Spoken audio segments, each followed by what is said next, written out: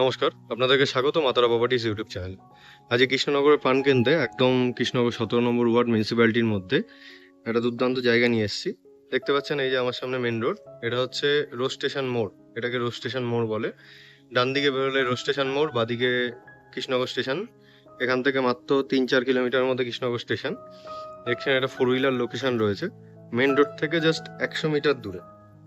দুর্দান্ত লোকেশন, একটা 1.5 কাঠা জায়গা রয়েছে, ফুল কভার্ড জায়গাটা।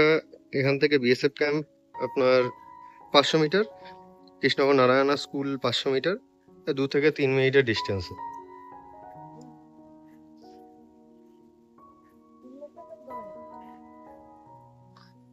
এই হচ্ছে জায়গাটা। এখানে ফুল বাউন্ডারি ওয়াল করা আছে।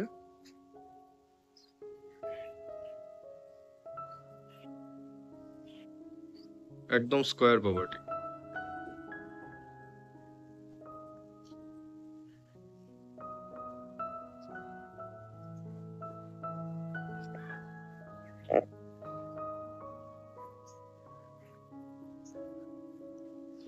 সামনে রোড,